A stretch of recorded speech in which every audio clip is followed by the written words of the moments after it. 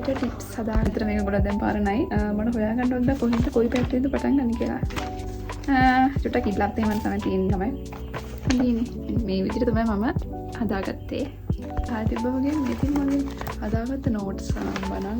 මේ වගේ තාමත් තීද්‍රම් තියෙනවා. මේව තමයි මම හදාගත්තේ. ෂෝට් නෝට්ස් තමයි. මම හිතන්නේ මේ පොතෙන් තමයි තියෙන්නේ.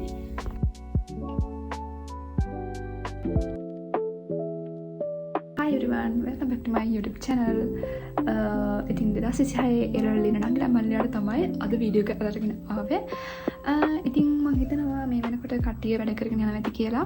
තව මාස දෙකක් වගේ චුටි කාලයක් තමයි එරවල වලට තියෙන්නේ. මම මේ වීඩියෝ එක අප්ලෝඩ් කරනකොට මාස දෙකක් වගේ චුටි කාලයක් තමයි ඔයාලට තියෙන්නේ. ඉතින් අද වීඩියෝ එකේදී මම කතා කරන්නේ කොහොමද මේ මාස දෙකේ ඔයා ප්ලෑන් එකට තමන්ගේ වැඩ කටයුතු කරගෙන යන්නේ කොහොමද කියලා. එරවල වලට තියෙන තව දවස් ගානින් කිව්වත් හරි ඒ වගේම මාස දෙකක් වගේ පුංචි කාලයක් තමයි එරවල වල තියෙන්නේ. ඉතින් මේ කාලය තුල ඔයා කොහොමද වැඩ කරන්න ඕනි කියලා තමයි මම අද වීඩියෝ එකේදී කියලා දෙන්නේ. ඒ කියන්නේ මෙහෙම ප්ලෑන් එකක් කරගෙන ආපු කෙනෙක් නම් ඒ ප්ලෑන් එකටම වැඩ කරගෙන යන්න ඕනේ. එහෙම නැත්නම් ඔයා තාමත් ප්ලෑන් එකක් නැතුව ඔහේ ඔයාගේ වැඩ ටික කරගෙන යනවා නම් චුටක් නැතිලා මේ වීඩියෝ එක බලන්න කමක් නැහැ. හරි. ඔක්කොටම කලින් කියන්න ඕනේ තියෙන්නේ චුටි කාලයයි. ඒ කියන්නේ මාස දෙකක් වගේ පුංචි කාලයක් තමයි තියෙන්නේ. ඉතින් මේ මාස දෙක ඔයා රොකට් එකක් වගේ වැඩ කරන්න ඕනි. මේ මාස දෙක ඇතුළත ඔයාට ස්ටඩි ප්ලෑන් එකකට වැඩ කරන්න. ඒ කියන්නේ ස්ටඩි ටිප්ස් ටිකක් තමයි අද ඔයාලත් එක්ක ෂෙයා කරගන්නේ. එහෙනම් පළවෙනි එකට යමු. මේ මොකද ස්ටෙප් බයි ස්ටෙප් කියනවා ඔයාලට කොහොමද මේ කාලේ ඔයා වැඩ කරන්න ඕනි කියලා. ඉතින් ඔයාලට කැමති නම් කොලෙබල් පැනක අරගෙන මේක කරගන්න. ඉතින් මුලින්ම අපි කරන්න ඕනි A4 sheet 3ක් අරගෙන ඔයා කරන සබ්ජෙක්ට් තුනට අදාළ පාඩම් ටික කෙලින්ම පිළිවෙලින් පිළිවෙලට කියන්නේ පාඩම මගහරින්න නැතුව ඔක්කොම ටික පිළිවෙලින් පිළිවෙලට ලියාගෙන යන්න ඕන. උදාහරණයක් විදිහට මම සයන්ස් කරපින්ද මම කියන්නේ ඒ සබ්ජෙක්ට් එකට දාන ජීව විද්‍යාව, රසායනික විද්‍යාව, භෞතික විද්‍යාව ඒ වගේ ඉතින් ප්‍රධාන සබ්ජෙක්ට් තුනට වෙන වෙනම half sheet කොළ තුනක් අරගෙන ඒකට අදාළව ඒ සබ්ජෙක්ට් වලට ඔයා ඔයාගේ පාඩම් ටික පිළිවෙලට ලියාගෙන යන්න. ඒ කියන්නේ මේක ඔයා ඕනම ස්ට්‍රීම් එකක්. ඒ කියන්නේ සයන්ස් කරත්, ආර්ට් කරත්, කොමර්ස් කරත්, ටෙක් කරත් ඕනම ස්ට්‍රීම් එකකින් එලල් කරත් මෙන්න මේ ක්‍රමය ඔයාට අනුගමනය කරන්න පුළුවන්. ඔයාට ඕන වෙන්නේ half sheet කොළ තුනක් විතරයි. ඊට පස්සේ ඔයා ඒකේ ඔයාගේ සබ්ජෙක්ට් ටික පිළිවෙලට ලියාගෙන යන්න ඕනි. පාඩම් ටික පිළිවෙලට ලිස්ට් එක පහළට ලියාගෙන යන්න පුළුවන්. දැන් ඊට පස්සේ දැන් අපි කොළ තුනක සබ්ජෙක්ට් එකට අදාළව පාඩම් ටික ලියාගත්තානේ. ඊට පස්සේ ඔයා ගන්න පෑන් තුනක් කැමති පෑන් තුනක් අරගෙන ඉවර වෙලා ඒ පාඩමට ඉස්සරහින් ඔයා ටික් එකක් දාන්න ඕනේ. මේ පාඩම මට හොඳටම පුළුවන් පාඩමක්ද, සාමාන්‍යයෙන් පාඩමක්ද, එහෙම නැත්නම් බැරි පාඩමක්ද. බැරි පාඩමක් නම් ඒක රතු පාට ටික් එකක්, හොඳටම පුළුවන් නම් කොළ පාට ටික් එකක්, ඒ වගේම සාමාන්‍ය තත්ත්වේ නම් ඒකට ඔයා නිල් පාටින් ටික් එකක් දාගෙන සබ්ජෙක්ට් තුනටම මේ විදිහට කරගෙන යන්න ඕනේ. හැබැයි මේක ඔයා කරන්න ඕනේ ඔයාට අවංකව. නිකන් අර කොලේ කම්ප්ලීට් වෙන්න කරලා වැඩක් නැහැ. ඔයාට අවංකව මේ පාඩම බැරි නම් ඔයා ඒකට රතු පාට ටික් එකක් දාන්න. මොකද පස්සේ එතකොට අපිට මේ පාඩමට අදාළ දේවල් කරන්න පුළුවන්. ඒ නිසා මේක ඔයා කරන්න ඕනේ ඔයාටම අවංකව. මේ විදිහට ඔයා සබ්ජෙක්ට් තුනටම කොළ තුනක් ටික් කරලා පුරව ගන්න ඕනි. ඊට පස්සේ ඔයා පාඩම් කරන මේසේ උඩ ඉස්සර පිටියේ ඔයාට පේන තැනක මේක අලව ගන්න හරි මේසේ හරි තියාගන්න පුළුවන්. මේ අපි හදන කොළ තුන තමයි මේ ප්ලෑන් එකේ බේසික්ම දේ මොකක්ද කියලා. ඒකට ඔයාට අඳුන ගන්න පුළුවන්. ඔයාට කොළ පාට ටික කීයක් වෙట్లද, රතු පාට ටික කීයක් වෙట్లද, නිල් පාට ටික කීයක් වෙట్లද. ඒතර ඔයාම දන්නවා ඔයා මොනවද පාඩම් කරලා තියෙන්නේ, මොනවද පාඩම් කරලා නැත්තේ කියලා. ඒ විදිහට කරපුව කොළයක් මන්නක තියෙනවා. හැබැයි ඒකේ ඔක්කොම සම්පූර්ණයෙන්ම නැහැ. මට හම්බ වුණා මම දැන් ගොඩක් කාලේ ලෙවල් කරලා. ඉතින් මේ තියෙන්නේ මම ඒ විදිහට සයන්ස් පේපර් එක කියන්නේ බයෝ සයන්ස් එකට ලියාගත්ත දේවල්. හැබැයි මේකේ භාගයයි දැන් ළමයි තියෙන්නේ. මම හිතන්නේ මේ මම ලියලා තියෙන්නේ පස්වෙනි පාඩම. පස්වෙනි පාඩමට අදාළ තමයි මේ හදලා තියෙන්නේ. අපිට පස්වෙනි පාඩමට තිබ්බේ සත්වය පාඩම. ඒ කියන්නේ සත්වාකාර හා ක්‍රියාකාරීත්වය පාඩමට අදාළව තමයි මම මේ හදලා තියෙන වලට පේනවා ඇති. මේක තියෙනවා රුධිර පීඩනය, ආකුංච විස්තාර, ආද්‍ය කිරීටක සංසරණය, ආඝාතය, ශ්වසන වර්ණක, ශ්වසන වායු පරිවාහනය මේ ඔක්කොම ටික තියෙනවා. මේ විදිහේ මම ගාව මේ තියෙන මේ කොලේ විතරයි. හරි ඊට පස්සේ අපි හිතමු දැන් ඔයා බිත්ති එක ගහගත්තා. බිත්තිය ගහගත්තට පස්සේ දැන් ඒක කම්ප්ලීට් වෙලා තියෙන්නේ. මොකද දැන් තව මාස දෙකක් තියෙන මේ වෙනකොට පාඩම් කරලා ඉවර වෙන්නත් ඕනේ. එතකොට ඒ කම්ප්ලීට් වෙලා තියෙන කොටස් වලින් වැඩිපුරම වල තියෙන රතු පාට ටික් එකක් නම් අන්න ඒ රතු පාට මාක්ස් ටික්ච බොක්ස් ඒ කියන්නේ රතු පාට ටික් වෙච්ච කොලේ ඒ කියන්නේ ඒ මොනවාද ඒ සබ්ජෙක්ට් වලට වැටෙන්න පුළුවන් නේ. ඒවා ටිකට තමයි මේ දවස්වල ඔයා වැඩිපුර ෆෝකස් එක දෙන්න ඕනි. මොකද ඒ වගේ මොකක්වත් ඔයාට ඔලුවට ගිහින් නැති නිසා නේ රතු පාටට වැටලා තියෙන්නේ. ඔයාට ඒ වුණාට ඒ පාඩම හරියට තේරුම් නැත්නම් YouTube බලලා YouTube වීඩියෝ එකක් බලලා වාට ඒක තේරුම් ගන්න පුළුවන්. past papers වල ඒ හා සම්බන්ධ ඇවිල්ලා තියෙන ප්‍රශ්න, ඒ කියන්නේ essay question තියෙනවා නම් ඒවා, MCQ තියෙනවා නම් ඒවා අර තමන්ම තමයි බලලා ඒ ටික කම්ප්ලීට් කරගන්න පුළුවන්. ඒ විදිහ තමයි මගේ පළවෙනි plan එක. ඊළඟට අපි යමු දෙවෙනි plan එකට.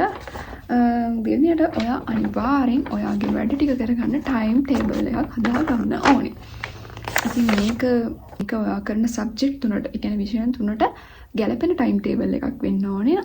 ඔයාට අමාරු සබ්ජෙක්ට් මොන හරි තියෙනවා නම් ඒවට වැඩි ටයිම් එකක් වෙන් කරගෙන පුළුවන් ඒවට අඩු ටයිම් එකක් වෙන් කරගෙන ඔයා මේ ටයිම් ටේබල් එක හදාගන්න ඕනේ. ඉතින් ඒක හදාගන්නේ ඔයාගේ වැඩේ. ඒ කියන්නේ ඔයා තමයි ඒක දන්නේ. ඔයාට මොනවද පුළුවන්, ඔයාට මොනවද බැරි යන්නේ. ඒ පිළිවෙලට තමයි ඔයාගේ ටයිම් ටේබල් එක හදාගන්න ඕනේ. ඒ කියන්නේ අපි ටයිම් ටේබල් එකක් හදාගත්තම ඒ ටයිම් ටේබල් එකකින් වැඩ කරන්න. එහෙම නැත්නම් අපිට කෙමිස්ට්‍රි පාඩම් කරන්න හිතනවා. ඒතකොට මතක් කරනවා බයෝ සයන්ස් වල බයෝ වල මෙන්න මේ ටික පාඩම් කරගන්න ඕනේ. ඊට පස්සේ මතක් කරනවා ෆිසික්ස් වල අර ටික කරන්න ඕනේ. එහෙම හරියන්නේ නැහැ. ඒ නිසා ඔයා හරි ටයිම් ටේබල් එකක් හදාගන්න ඕනේ. ඒතකොට දැන් එහෙම මතක් වෙනකොට කරනකොට කිසිම දෙයක් හරියන්නේ නැහැ. ඒ නිසා මේ දවස්වල ඔයාට තියෙන්න ඕනි ක්ලීන් එකට හදාගත්ත ටයිම් ටේබල් එකක්. ඒකට තමයි ඔයා ඔයාගේ වැඩ ටික කරගෙන යන්න ඕන. සබ්ජෙක්ට් වල බෙදා ගන්න දවස් 7ට හතෙන් බෙදෙන්නේ නැහනේ.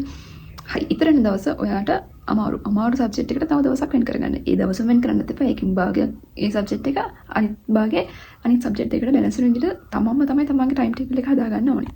අර පොඩි කාලේ හදන ටයිම් ටේබල් එක වගේ නෙවෙයි මේක. ඔයා හොඳට හදාගන්න ඕනේ. ඒ කියන්නේ උදේ වරුවේ, ඒ කියන්නේ අපි කියමුකෝ උදේ 5ට නැගිට්ටා කියලා 5 ඉඳන් 6 7 8 වෙනකම් පැය 3ක් ඒ සබ්ජෙක්ට් එක. ඊට පස්සේ පොඩි රෙස්ට් එකක් ගත්තා. මූණ හේදුවා, තේ බිව්වා, බත් කෑවා, ඒවට ගොක්කොක් කරා. ඊට පස්සේ 8 ආයෙ පටන් ගත්තා. 9ට පටන් ගත්තා. 10 11 12 පැය 3ක්. ඒ සබ්ජෙක්ට් එක කරන්න ඕනේ. ඒ කියන්නේ පාස් පේපර් කරන්න ඕනේ, essay question ලියන්න ඕනේ, MCQ කරන්න ඕනේ. අන්න ඒ විදිහට තමයි ටයිම් ටේබල් එක හදාගන්න ඕනේ. ඊළඟ දේ තමයි ඔයා පාඩම් කරන විදිය. එක අයට පාඩම් කරන විදිය වෙනස්. සමහර කෙනෙක්ට පාඩම් කරන්න වෙන්න පුළුවන්.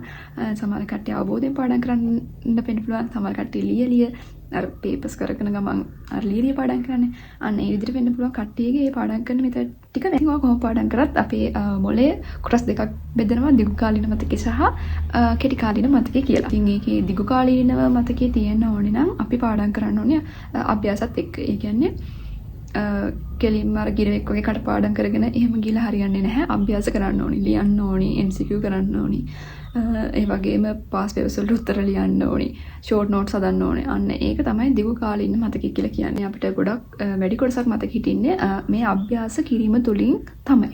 නැතුව කටපාඩම් කරලා මතක හිටින්නේ తాවකාලික මතකයක්. ඒ කියන්නේ කෙටි කාලීන මතකයක් තමයි කටපාඩම් කිරීමෙන් අපිට ලැබෙන්නේ. මම වුණත් දැනට කැම්පස් එකේ කරන වැඩ වුණත් මම හැම වෙලේම ලියලිය ගොඩක් අය මම දැකලා තියෙනවා ලියලිය තමයි පාඩම් කරන්නේ. ලියලිය ෂෝට් නෝට් ලියලිය අන්න ඒ විදිහට පාඩම් කරන් තමයි අපේ මොලේට යන්නේ. ඉතින් දැන් අපිට උනත් කටපාඩම් කරන අවස්ථා තියෙනවා. මොකද හෙටයි කැම්පස් එකේ මොකක් හරි පේපර් එකක් දෙනවා කියලා කියනකොට අද කටපාඩම් කරගෙන ගිහිල්ලා ලියලා එළියට එනවා.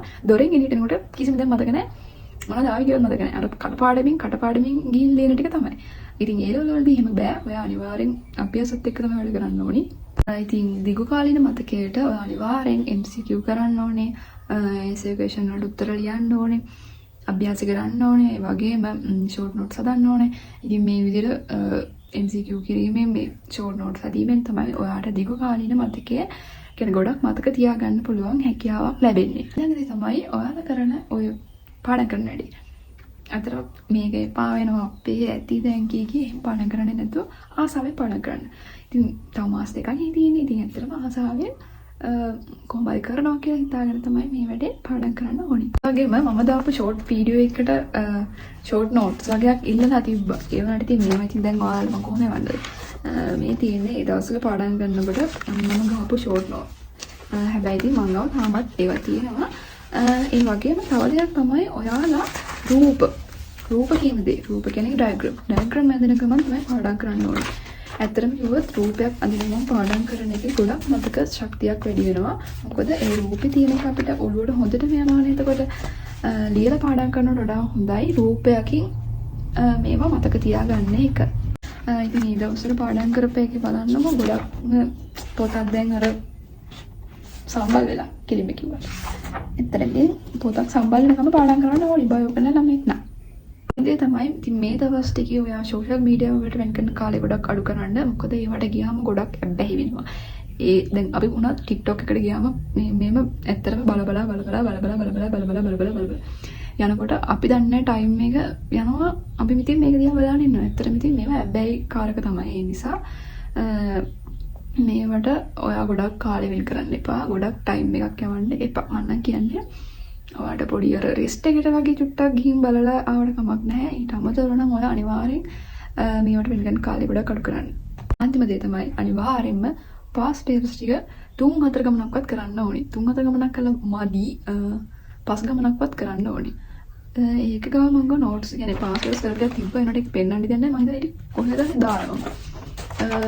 මම හිතන්නේ එක පේපර් එකක් 4-5 සැරයක් කරපු වතාවල් තියෙනවා මම. ඒ නිසා ඔයාලටත් කියන්නේ පාස් පේපර්ස් එකම පේපරේ 4-5 ගමනක් කරනකොට ඔයා දන්නවා ප්‍රශ්නේ මොකද්ද උත්තරේ මොකද්ද. මේ ප්‍රශ්නේ 2022 ත් ආවා. මට 2018 ත් ආවා. ප්‍රශ්නෙත් දන්නවා උත්තරෙත් දන්නවා. හිමේම පාස් පේපර්ස් කරන එකෙන් නම් ගොඩක්ම ඇත්තටම අපිට එක්සෑම් එකක් උඩ දාගන්න වැදගත් වෙනවා. අනිවාර්යෙන් පාස් පේපර්ස් වලට උත්තර ලියන්නම ඕනේ. පස්සේ තියෙන අනිත් දේ තමයි එදිනෙදා වැඩ පටන් ගන්නකොට ඔයා to do list එකක් හදාගන්න. to do list එක කියලා කියන්නේ එදාටම මේ ටික අනිවාර්යෙන් කරනවා කියලා list එකක් ලියාගන්න. උදේ ටයිම් ටේබල් එක ඒකට තිබ්බ. දැන් ඒ ටයිම් ටේබල් අමතරව අපි කරනවානේ. ඒ ටයිම් ටේබල් එකේ පැය 3ට අපි දාගන්නවා මේ පැයේදී මේකේ මේ MCQ ටික කරනවා. ඊට පස්සේ පොඩ්ඩක් මෙන්න මේ කොටස පාඩම් කරනවා. ඒ සබ්ජෙක්ට් එකේමයි. මේ කොටස පාඩම් කරනවා. ඊට පස්සේ එසේ ප්‍රශ්න දෙකක් තියෙනවා. ඒ දෙක ලියනවා. එහෙමම ඒ දවසේ කරන වැඩවලට ඔයා to do list එකක් හදාගන්න. එතකොට අපිට වැඩ මග හැරෙන්න එකම දේ අල්ලගෙන ගොඩක් වෙලා ඉන්නෙත් නැහැ. මොකද අර to do list එක කම්ප්ලීට් කරන්නත් එපේ. ඒවට හරි දාගන්න. මේ විදිහට මම කලින් ස්ටඩි ටිප්ස් වල මේවා කියලා දීලා තියෙනවා ඔයාලට. ඒ තමයි මේ වෙනකොට පැය 24ක් දවසේ. පැයදී 24න් පැය 18ක්වත් උපරිම මම හිතන්නේ පුළුවන් කියලා. පුළුවන් නෙවෙයි කරන්න ඕනේ. පැය 18ක්වත් උපරිමව පාඩම් කරන්න වෙන් කර ගන්න ඕනේ ටයිම් එක. ඉතින් මෙන්න මේ විදිහට අනිවාර්යෙන් මේ මාස දෙකේ හොඳ ප්ලෑන් එකකට වැඩ කරලා හොඳ රිසල්ට් එකක් ගන්න. ඒ වගේම හොඳ කැම්පස් එකකට යන්න මම ඔයාලට ප්‍රාර්ථනා කරනවා. ඒ වගේම ඔයාලට මොනවාරි ප්‍රශ්නයක් තියෙනවා නම් මගේ කමෙන්ට් ලිස්ට් එකේ දාන්න. කට්ටිය දාලා තිබ්බ එක දේවල් ඒවට මම අනිවාර්යෙන් රිප්ලයි කරනවා. හරි. ඉතින් මේ විදිහට මහන්සි වෙලා වැඩ කරන්න, ප්ලෑන් එකකට වැඩ කරන්න. තවත් ස්ටඩි ටිප්ස් ගොඩක් මම ඉස්සරහට අරන් එන්න. channel එක subscribe කරලා නැත්නම් subscribe කරලා එකතු වෙන්න. මොනවාරි ප්‍රශ්නයක් තියෙනවා නම් comment box එකේ දාන්න. එහෙනම් අදට ගිහින් එන්නම්. හැමෝටම bye.